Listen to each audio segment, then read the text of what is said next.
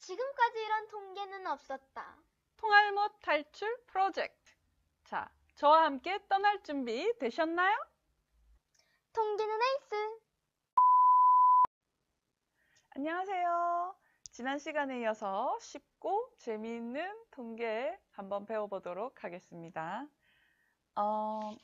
복습을 조금 하고 넘어갈게요. 자, 우리 1장에서는 통계란 무엇인가, 통계학은 무엇인가 이런 이야기들을 다뤘습니다. 통계는 자료를 효율적으로 수집해서 수집된 자료를 잘 정리 요약하고 그로부터 합리적인 의사결정을 위한 결과를 도출해내는 그런 학문이고 혼자서는 설 수 없는 도구 학문으로 거의 전 분야에 사용이 되고 있다 이야기를 했었죠. 자, 그렇다면 자료를 요약하는 방법은 어떤 방법이 있는가? 2장에서 우리가 다뤄볼 텐데요. 자료는 생긴 모양에 따라서 질적 자료와 양적 자료로 나눈다고 했습니다. 자, 그래서 우리 책 20페이지 보시면 그죠? 질적 자료와 양적 자료를 다시 척도로 구분하고 있었죠. 그래서 특성에 의해서 분류되는 명목 척도 그리고 순서가 의미 있는 순서 척도는 범주형 변수에 해당하고요.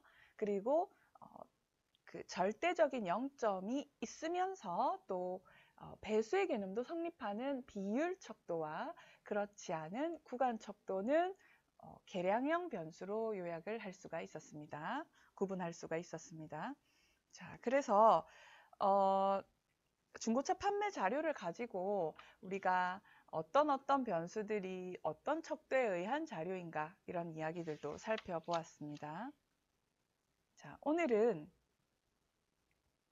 자료를 요약하는 방법 중에서 지난 시간에 우리가 표를 이용한 요약을 했다면 이번에는 그림을 이용한 요약을 할 거예요. 자, 우리 계속해서 사용되는 예는 바로 이 자동차 회사의 시장 점유율 자료가 되겠습니다. 시장 점유율 자료를 사실은 어떤 자동차 회사가 더 좋다, 나쁘다 이야기할 수 없는 명목 척도에 의한 자료이기 때문에 이런 자료를 요약할 때에는 빈도 순으로 내림차 순으로 요약을 하면 1순위, 2순위, 3순위가 나중에 훨씬 더 기억이 잘 난다 이렇게 이야기를 했고요. 그리고 이렇게 단 하나의 변수에 대한 값은 1변량 자료라고 하지만 지금 보시는 것처럼 비타민C를 복용했느냐 안 했느냐, 감기가 걸렸냐 안 걸렸느냐 하는 것은 두 개의 범주형 변수를 엮어서 보는, 그래서 교차시켜서 교차표를 작성할 수 있었고 이런 경우는 분할표 컨팅전시 테이블을 그려볼 수가 있다. 이런 이야기까지 했었죠.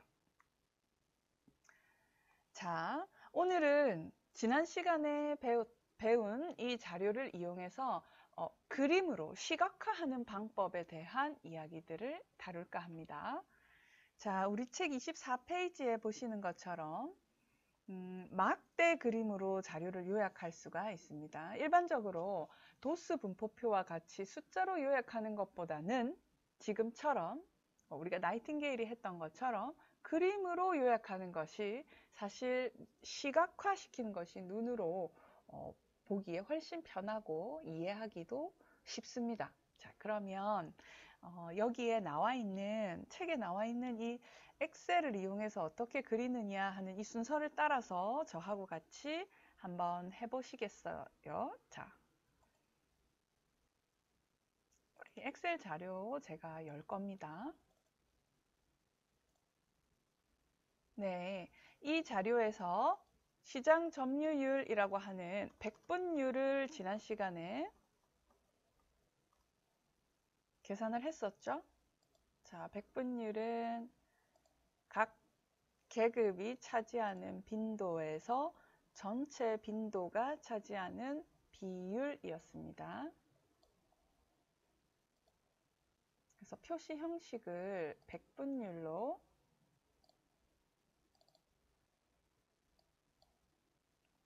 나타내고, 보통 백분율은 소수점 첫째 자리까지 나타냅니다. 그래서 우리 이 자료를 만들었어요.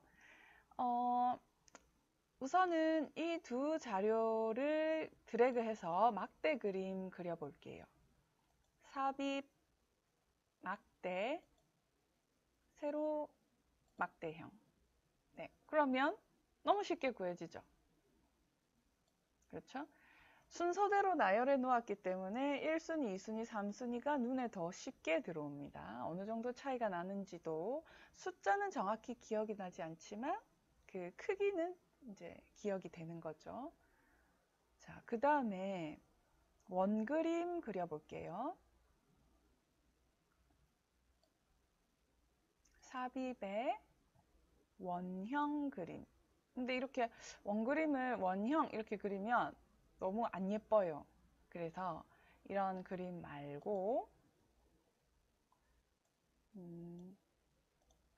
원형 중에서도 3차원으로 한번 그려보겠습니다. 3차원 쪼개진 원형이라고 돼 있죠. 자, 클릭하면 이렇게 나옵니다. 그런데 보통은 원형 그래프에 레이블 값이 들어오고 또 어떤 얼마만큼의 숫자가 거기에 차지하느냐 하는 것도 들어오는데 레이블을 추가를 해볼게요. 레이블을 추가했더니 판매 대수가 들어왔어요. 근데 판매 대수보다는 우리가 전체에서의 구성비를 나타내는 백분율이 들어오면 더 좋겠거든요. 그래서 어떻게 하느냐, 다시 그릴게요. 자동차 회사 드래그 하시고 컨트롤 키 잡고 백분율 이렇게 드래그 할게요. 자, 그렇게 해서 삽입 원형에 또 예쁜 3차원 모형 쓰겠습니다. 자, 그러면 그림은 똑같은데 레이블을 추가해 보면 이렇게 퍼센트가 붙어 있죠. 좋습니다. 우리가 원그림을 그릴 때에도 가급적이면 정보를 쉽게 파악할 수 있도록 그리는 것이 좋고 이것도 마찬가지. 만약 범주의 순서가 의미가 없는 이러한 명목형 자료라면 도수 순서대로 12시를 시작 기점으로 해서 시계 방향으로 이렇게 그리시면 훨씬 더 이해하기가 수월한 그림이 됩니다. 여기에서 파란색 파이 조각이 뭔지 궁금하다. 그러면 레이블 서식을 계열 이름 추가해 줍니다. 계열이 아니고 레이블 서식에 가셔서 항목 이름 추가해 주시면 됩니다. 그렇죠? 그러면 각 계급이 어떤 현대인지 기한지 이런 것들이 함께 나오고 있죠. 이렇게 원그림을 이용해서도 구해보실 수가 있습니다. 자, 그 다음에 전체 우리 책 한번 살펴볼게요. 자, 조금 전에 우리 그렸던 그림이 바로 25페이지에 나와 있습니다. 26페이지에 나와 있는 이 그림 전체 100%를 하나의 띠로 보고 그 안에서 얼마만큼을 차지하는지를 나타내는 이러한 띠 그림을 보실 수가 있는데 이 띠 그림 역시 엑셀에서 작성이 가능합니다. 자, 삽입에 가셔서 그쵸? 가로 막대형 클릭하고 전체를 100분으로, 백분율 전체를 기준으로 하는 누적 가로막대형 클릭하시면 조금 다른 그래프가 나옵니다. 그랬을 때 당황하지 마시고 데이터를 선택하셔서 행렬 전환을 해주시면 됩니다. 자, 행렬 전환 확인하면 지금 보시는 것처럼 100%를 띠로 나타내고 상대적인 그 범주의 그 크기를 이렇게 띠 모양으로 나타낸 그림을 눈으로 볼 수 있죠. 자, 여기에도 레이블이 들어가면 좋겠죠? 이렇게 레이블을 추가를 해주시면 됩니다.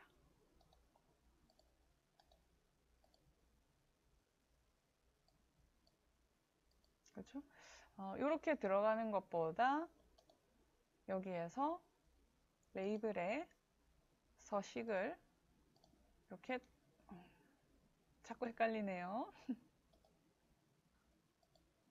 레이블의 서식을 이렇게 달아주시면 더 보기가 좋은 그림이 되겠죠. 자, 우리 책 26페이지에 있는 띠 그림까지 작성을 해보았습니다.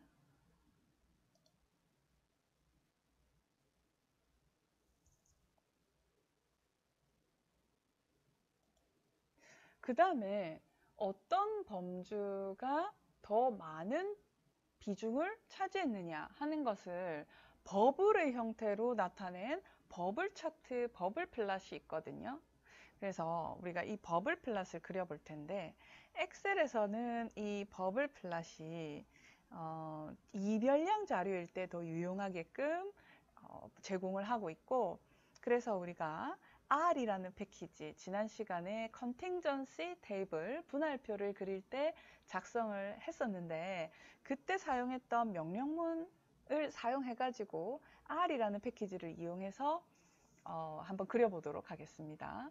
요즘에 우리가 SNS, 뭐 텍스트 분석 이렇게 해서 감성 분석하는 거 들어보셨어요?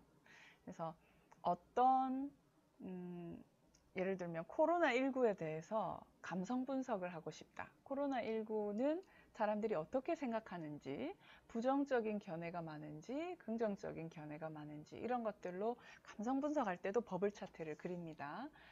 제가 나중에 이거 그리고 한번 보여드릴게요. 자, 버블 플랫은 R을 이용해서 그릴 겁니다. 자, R은 제가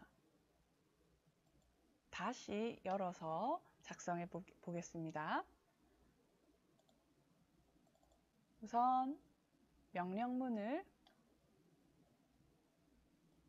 옆에 조금 띄워 놓을게요.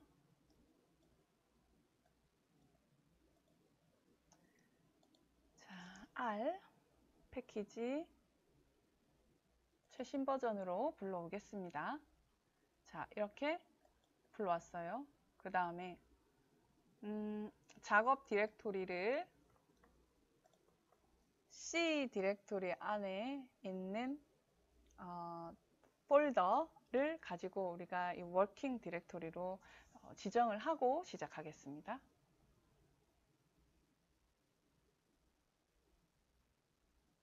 자, 여기 보시면 패키지로 우리가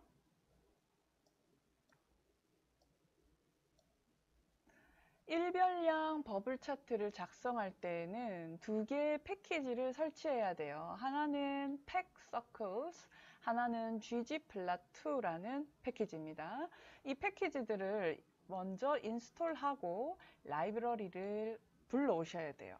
자, 그러면 어떻게 하느냐? 패키지들 불러오기 하겠습니다. 원래는 패키지, 잠깐만요.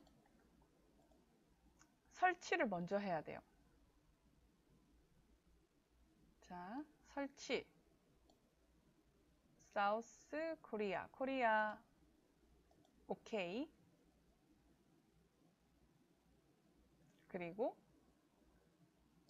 팩 서클즈 먼저 불러오겠습니다. 팩.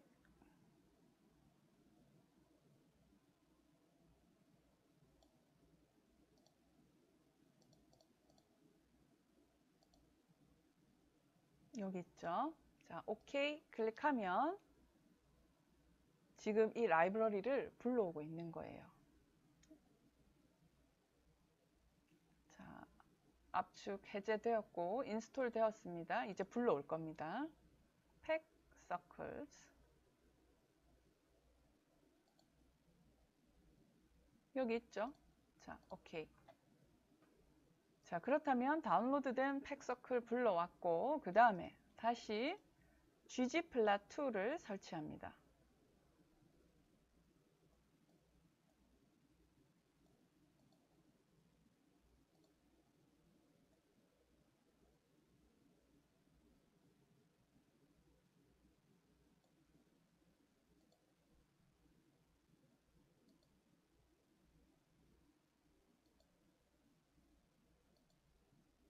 GG 플랫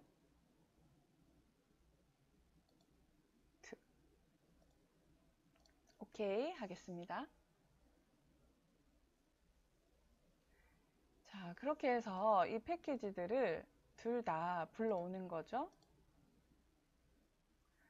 자, 그렇게 하고 난 뒤에 우리는 데이터를 엑셀에 입력된 외부 데이터를 그대로 불러오셔도 되고요. 지난 시간에 read.csv를 사용해서 불러왔던 것처럼 그렇게 해도 되고, 여기에서 데이터를 바로 입력할 수도 있습니다. 일단은 자동차 회사를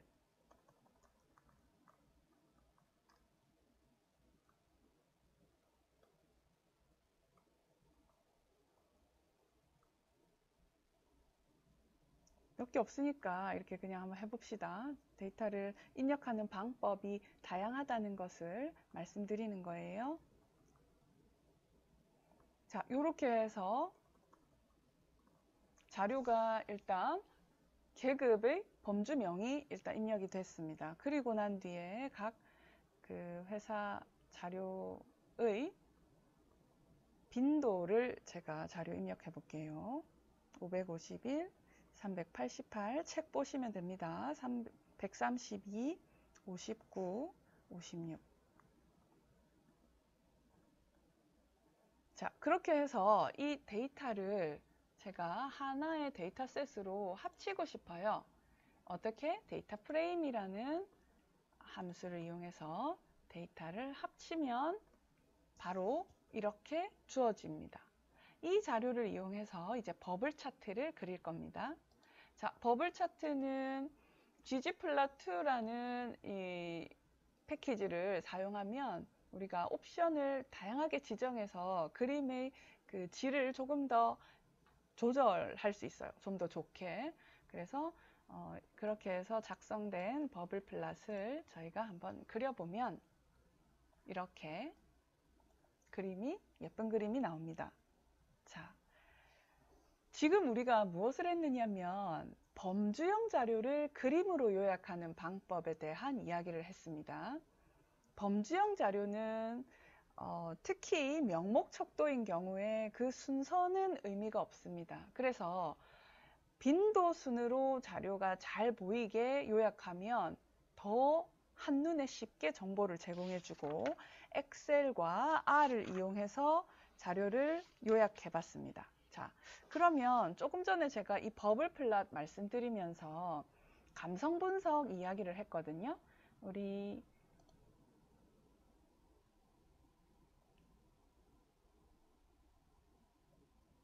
socialmetrics.co.kr 한번 클릭해 보겠습니다.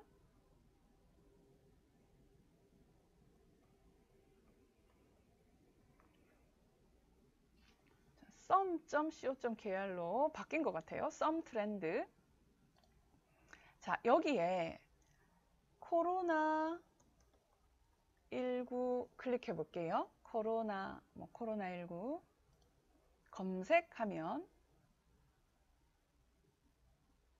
코로나19의 언급량 추이를 살펴봅니다. 오늘이 30일이거든요. 제가 이 영상을 찍는 시점이.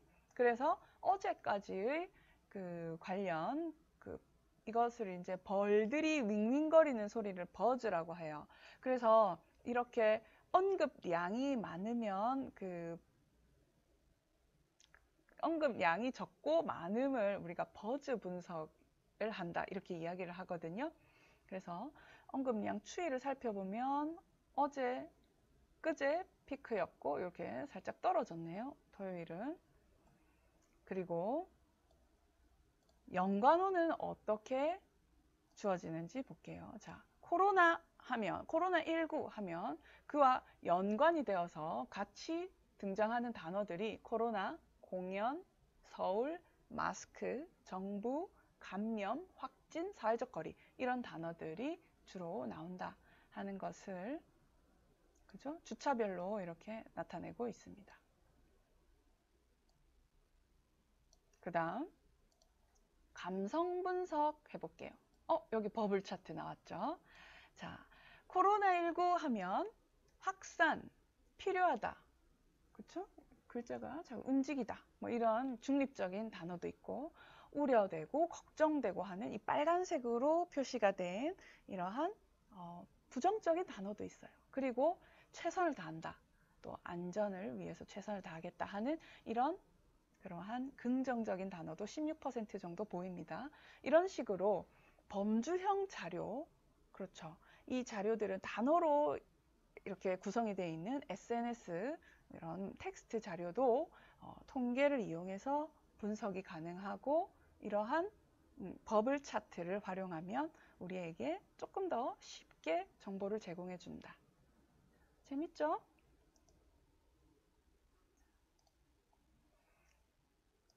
자, 이번에는 지금까지의 자료 분석이 1별량 자료 분석이었다면 이번에는 2별량 자료 분석에 대해서 다뤄보겠습니다. 변수의 수에 따라서 하나의 변수만 고려할 경우에는 단별량 유니베리에이트 데이터라고 하고요. 두 개의 자료, 지금처럼 비타민 C의 복용 여부, 그리고 감기 발생 여부, 이렇게 두 개의 변수를 본다면 우리는 이별량 자료, 바이베리에이트 데이터라고 합니다. 그리고 사실상 감기에는 비타민 C 복용했느냐 안 했느냐도 중요하지만 다양한 여러 변수들이 동시에 영향을 끼칠 수 있고 이러한 변수들을 한꺼번에 쳐다봐야 된다. 혼란을 야기시키는 교란 인자가 있다면 한꺼번에 분석해야 된다. 그렇다면 멀티베리에이트 분석이 됩니다. 다별량 어널리시스. 자, 그러면 오늘 우리 그래프로 요약하는 방법으로 이별량 자료를 모자이크 그림 그리는 방법을 살펴볼게요. 모자이크 그림도 역시 R을 이용해서 그릴 겁니다. 지금 여기 보시는 것처럼 GG 모자이크라는 이러한 그 패키지를 인스톨 하셔야 돼요. 자, 그러면 패키지에 가셔서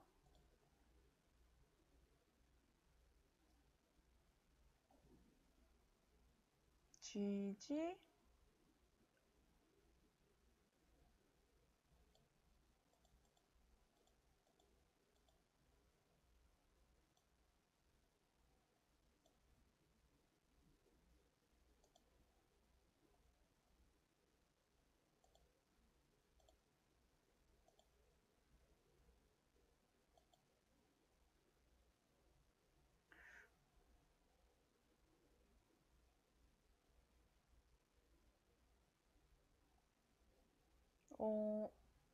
잘 안 보이는데 A, B, C, D, E, F, G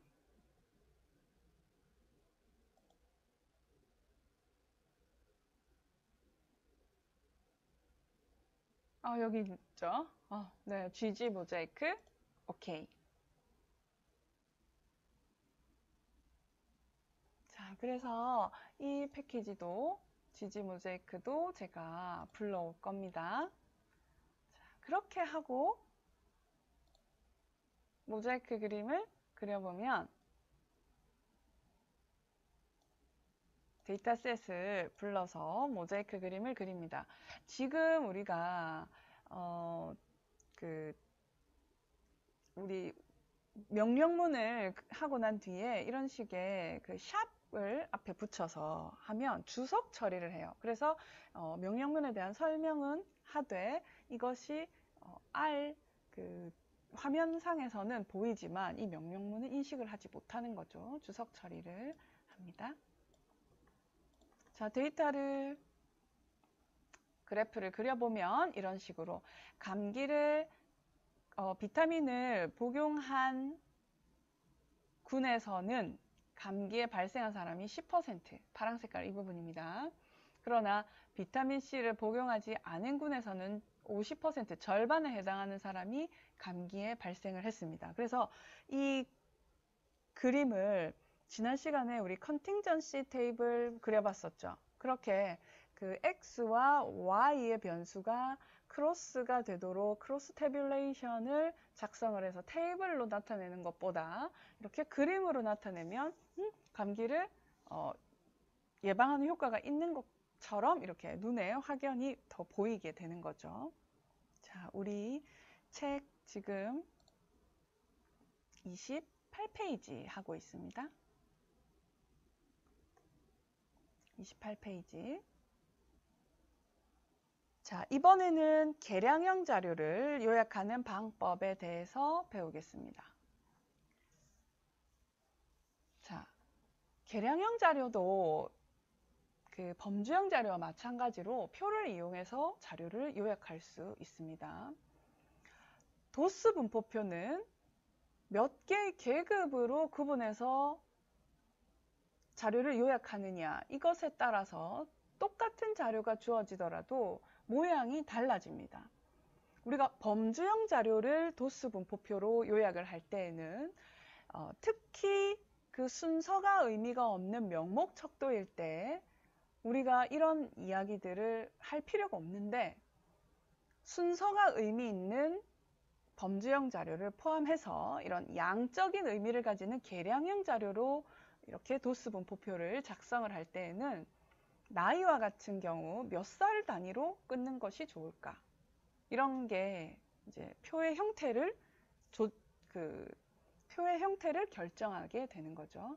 그래서 도스 분포표는 몇 개를 계급을 정해서 그 안에 도스를 도출하느냐가 결정하는 것이, 사실은 이 계급 구간의 개수가 너무 크거나 너무 작으면 전체 자료 구조를 파악하는 데 어렵기 때문에 중요합니다.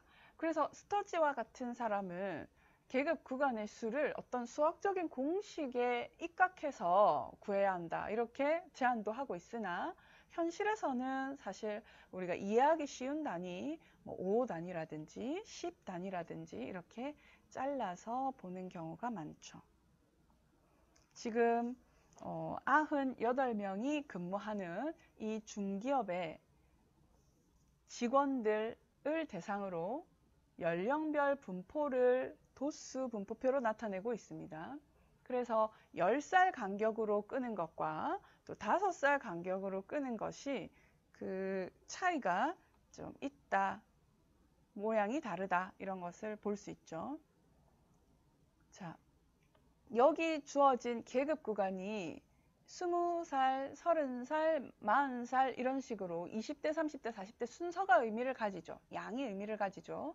그래서 이런 경우에는 이 계급 구간의 순서대로 계급을 나열해야지, 도수 순서대로 나열하면 복잡한 형태가 됩니다.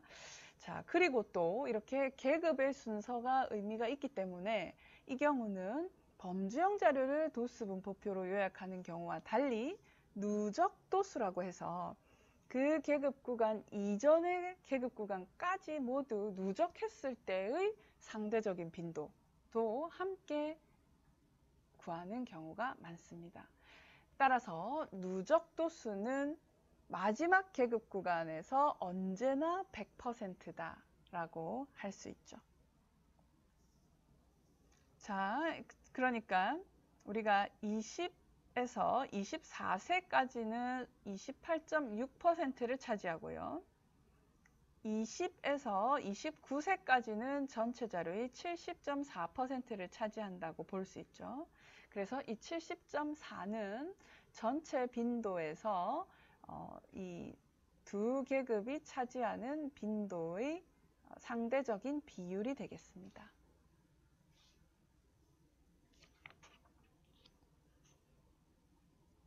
자, 그 다음에는 히스토그램입니다. 계량형을 그림으로 요약할 때 막대 그림과 비슷하게 생겼는데 조금 달라요. 지금 보시면 우리가 막대 그림, 우리 책, 우리 교재 24페이지에서 보시는 것처럼 막대 그림은 막대의 높이만 의미가 있습니다. 그런데 지금 보시는 이 히스토그램은 면적이 의미가 있어요. 그래서 비슷하게 생겼지만 다릅니다. 밑변의 너비도 의미를 가집니다.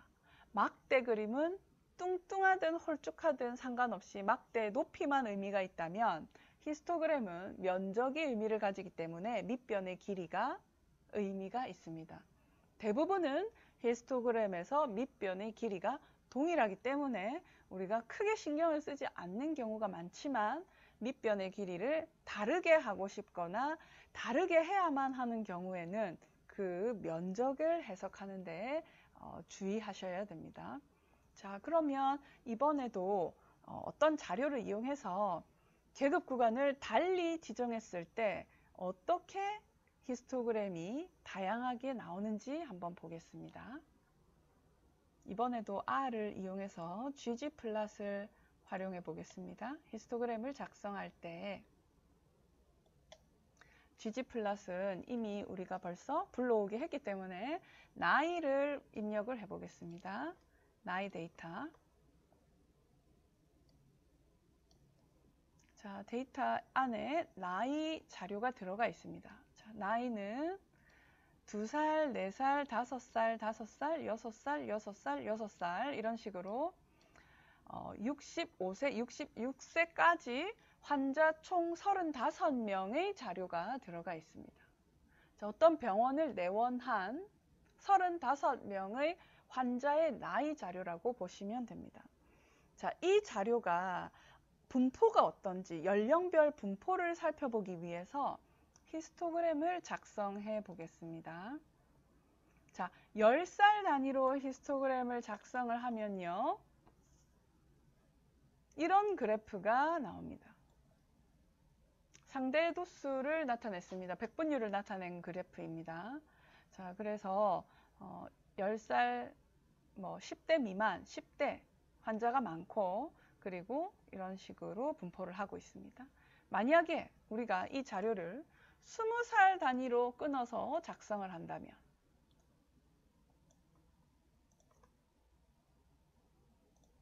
그러면 계급의 구간이 달라지면서 분포의 모양이 똑같은 자료인데 조금 전 10살 단위로 끊었을 때랑은 좀 다르죠.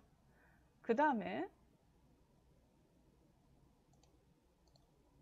아예 35살을 단위로 35살을 기준으로 2분 해보겠습니다. 그러면 우리는 원래 우리가 가지고 있는 자료가 2살, 3살, 5살, 6살 이런 하나하나 개별값이 정보가 주어져 있었는데 35세를 기준으로 2분 해버리면 어때요? 분포가 그냥 덩어리 2개로 나오겠죠?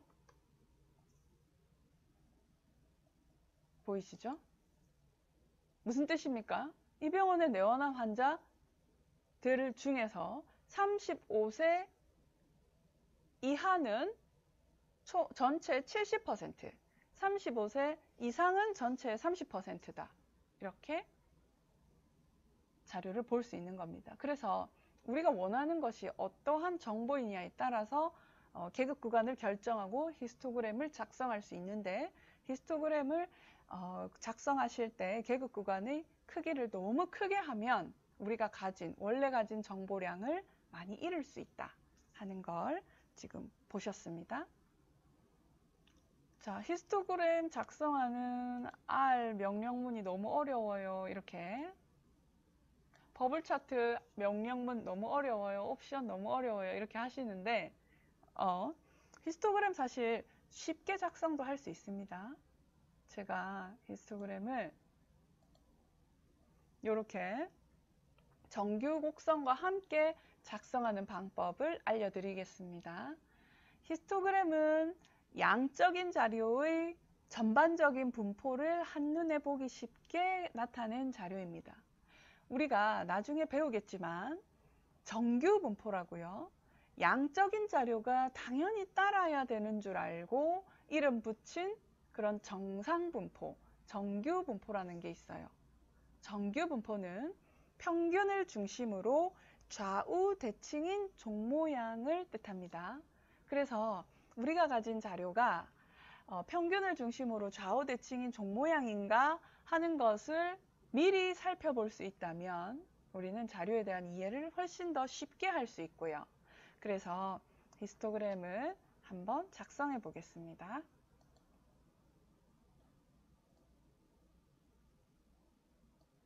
자, 데이터를 우선 입력할게요.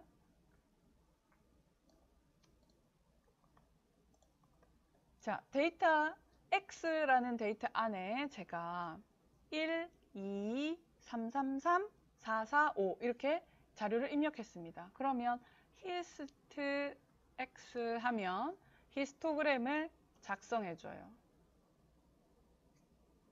자, 그런데 내가 계급의 구간을 0에서 5까지 이렇게 보고 싶다라고 한다면 히스토그램 X란 자료를 이용해서 히스토그램을 그리는데 0에서 5까지 그려달라라고 해서 이런 그림을 그릴 수가 있습니다.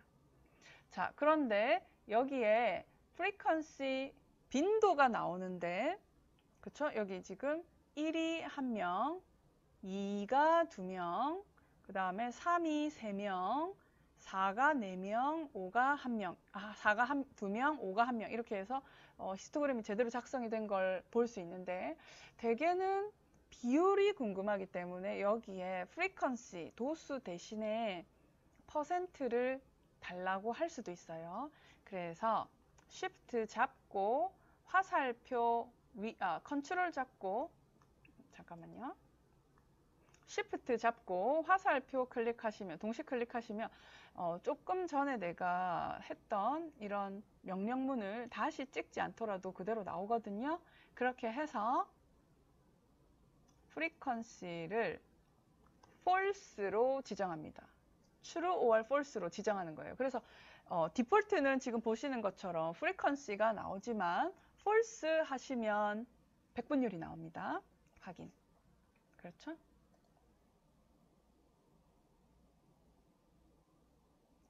자, 이렇게 하고 난 뒤에 제가 이 위에다가 커브를, 정규 곡선을 그리고 싶어요.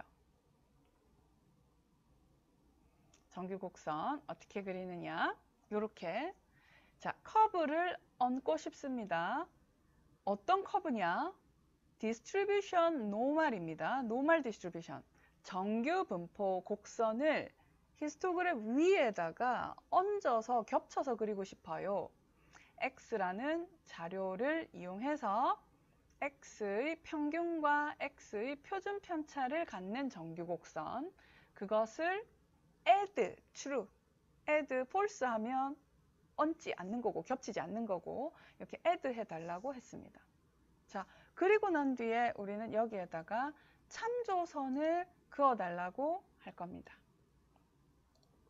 참조선은 어떻게 그어달라고 할 거냐면, 그 선의 굵기는 2로, 컬러는 레드로, 빨간색으로 평균 자리에 보기 좋게 그어달라고 할 거예요. 그래서 AB 라인 이렇게 그었더니 3이라는 평균, 즉 어떻게 해요? 평균 X의 평균은, 즉 1 더하기 2 더하기 2 더하기 3 더하기 3 더하기 3 더하기 4 더하기 4 더하기 5 나누기 9, 즉 산술 평균이 바로 3임을 확인할 수 있죠. 자, 이렇게 하면 우리가 가지고 있는 이 1부터 5까지의 자료의 분포가 한눈에 쉽게 들어옵니다. 그런데 만약 여기에서 우리가 20이라는 자료를 하나 추가해 볼까요? 자, X라는 자료에 20이라는 아주 큰 이상값을 추가합니다. 그러면 X라는 자료가 좀 전에 1부터 5까지의 자료값만 가지는 것이 아니라 20이라는 자료가 하나 추가됐음을 볼 수 있죠. 자, 그러면 이 명령문을 이용해서 히스토그램 한번 그려볼게요. 20까지. 어때요? 히스토그램이 이렇게 그릴 수가 있죠. 그래서 여기에 한 명이 있습니다. 우리가 정규 곡선 한번 얹어볼까요?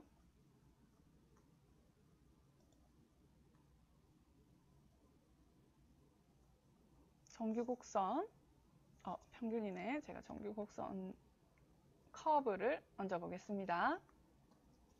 그랬더니 이런 모양을 가지고, 사실상 얘는 이렇게 치우쳐져 있는 형태거든요. 그래서 이 경우는 이상값이 존재하는 그러한 자료다 라는 걸 이제 눈으로 확인했죠. 자, 오늘은 자료를 요약하는 방법 중에서 그림을 이용해서 요약하는 방법에 대해서 배우고 있습니다.